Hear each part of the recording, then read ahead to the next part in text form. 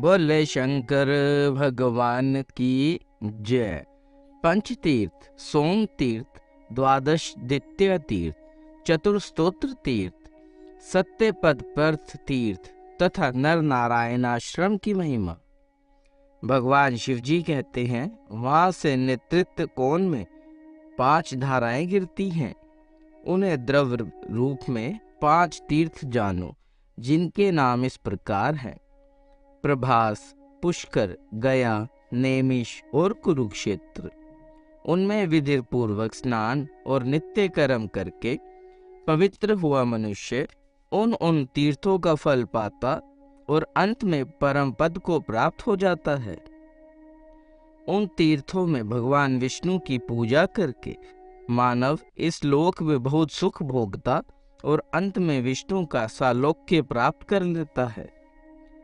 उसके बाद सोमकुंड में निर्मल तीर्थ है, जहाँ चंद्रमा ने तपस्या की है।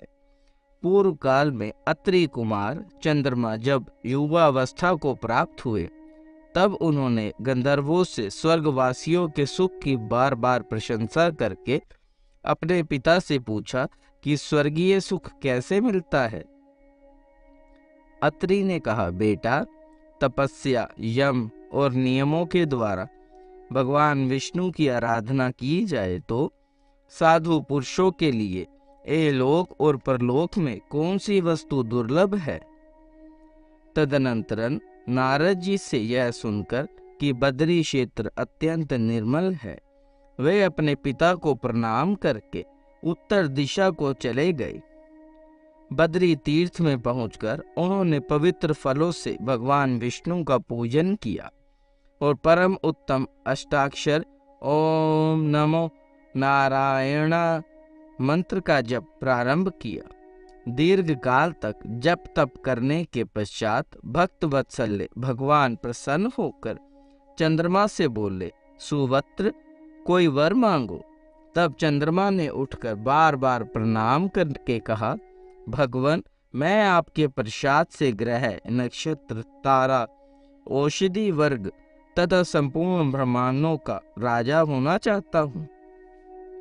श्री भगवान बोले, वत्स, तुमने दुर्लभ वर मांगा है, तथापि तुम्हें देता हूँ, ऐसा ही होगा।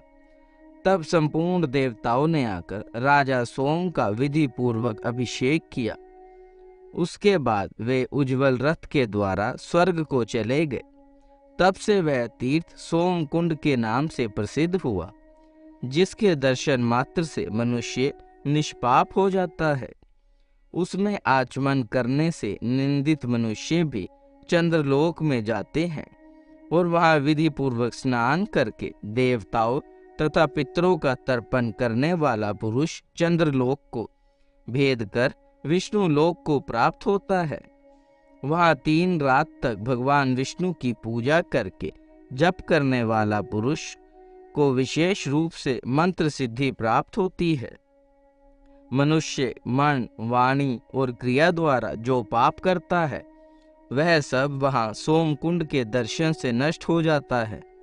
वहां से आगे द्वादशादित्य नामक तीर्थ है, जहाँ तपस्या करके कश्यप जी के पुत्र ने सूर्य की पदवी प्राप्त की है।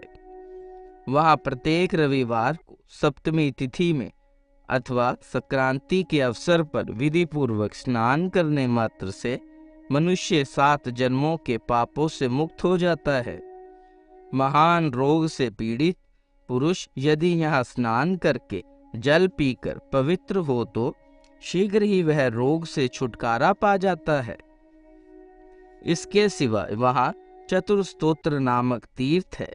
उस वैष्णव क्षेत्र में भगवान की आज्ञा के अनुसार धर्म, अर्थ, काम और मोक्ष, ये चारों पुरुषार्थ द्रव्य रूप होकर स्थित हैं, जो सब प्राणियों की मुक्ति के हेतु हैं। पूर्व सभी आदि दिशाओं में क्रमशः उनकी स्थिति है, अर्थात पूर्व में धर्म, दक्षिण में अर्थ, पश्चिम में काम और उत्तर में मोक्ष नामक स्तोत्र है। ये धर्म प्रधान पुरुषों की भांति मूर्ति मान्य होकर स्थित हैं, जो क्रमशः विद्यमान उन चारों तीर्थों का सेवन करते हैं। उन्हें सदैव प्रसन्नता प्राप्त होती है। पूर्वोपार्जित पुण्य पुंज के प्रभाव से श्रेष्ठ जन्म पाकर जो मनुष्य साधन में प्रवृत्त हैं, वे उन चारों पुरुषार्थों को देखते हैं, और जो ग्राम्य वधुओं के क्रीड़ा मृग विषय भोगों में आसक्त हैं, वे उन पुरुषार्थों का दर्शन नहीं कर पाते। उसके बाद सत्यपद नामक तीर्थ है, जो त्रिकोणाकार कुंड के रूप में विद्यमान है।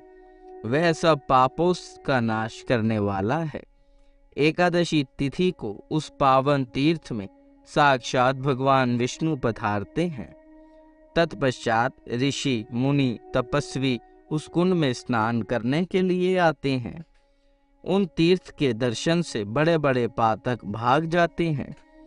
उसमें स्नान करके बुद्धिमान पुरुष सत्यलोक को प्राप्त होता है और वहां से उसका मोक्ष हो जाता है। जो वहां एक दिन और एक रात उपवास करके भगवान जनार्दन की यथाशक्ति पूजा करता है, वह जीवन मुक्ति का भागी होता है। त्रिकोण आकृति से सुशोभित सत्यपद तीर्थ सब पापियों से मुक्ति चाहने वाला पुरुषों के द्वारा प्रयत्न पूर्वक दर्शन योग्य है। वहां जप तप हरि स्तोत्र पूजा स्तुति और प्रणाम करने वाले पुरुषों की महिमा का वर्णन ब्रह्मा जी भी नहीं कर सकते। तदनंतरन अत्यंत निर्मल भगवान नर नारायण का आश्रम है। वहां का स्वच्छ जल दो प्रकार का दिखाई देता है। उन दोनों जलों के सेवन से उन दोनों नर और नारायण की प्रति प्रीति होती है, यह निश्चय किया गया है। वह स्नान और यत्न पूर्वक भगवान का पूजन करने से मनुष्य तत्काल सब पापों से मुक्त हो जाता है। धर्म की पत्नी मूर्ति से भगवान का नर और नारायण के रूप में अवतार हुआ। वह दोनों माता पिता की आज्ञा लेकर तपस्या के लिए गए और नर नारायण नाम वाले दोनों पर्वतों के बीच तपस्या की साक्षात मूर्ति के समान स्थित हो गए। उस तीर्थ में स्नान करके भगवान विष्णु का पूजन करने से मनुष्य नर से नारायण हो जाता है। वहां प्राणियों का कल्याण करने वाले साक्षात भगवान नारायण तपोमूर्ति होकर स्थित हैं। वहां वायु श्री लक्ष्मीपति के चरणाविंदों से प्राप्त होने वाली सुगंध लेकर बहती है, जिसका स्पर्श होने से कलयुग के पाप से आतुर हुए मनुष्यों का पाप नष्ट हो जाता है। उस तीर्थ में जाकर मुनियों की बुद्धि बाह्य पदार्थों को नहीं देखती, केवल भगवत चरणाविंदों के चिंतन में संलग्न रहती है। और वहां विराजमान साक्षात भगवान विष्णु क्रमशः वहां की यात्रा करने वाले पुरुषों को अपना पद प्रदान करते हैं।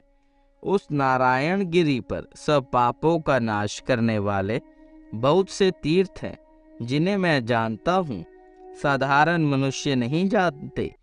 जिसके दक्षिण भाग में जगदीश्वर विष्णु के अस्त्र विद्यमान है, जिनके दर्शन से मनुष्य अस्त्र शस्त्रों के भय का भागी नहीं होता। जो एकाग्रचित्त हो भक्ति पूर्वक इस महात्म्य को सुनता अथवा सुनाता है, वह सब पापों से मुक्त हो भगवान विष्णु का सालोक्य प्राप्त कर लेता है। बोले शंकर भगवान की जय। देव देव महादेव करुणा निधान भक्त वत्सल्य शिव शंकर भोलेनाथ प्रसन्न होइए त्रिलोकीनाथ, सदैव अपने चरणाविंदों में लगाए रखे, सद्बुद्धि प्रदान करे। सृष्टि के कर्ता धर्ता संहार हरता, आपसे ही जीवन आपसे ही मरण महादेव।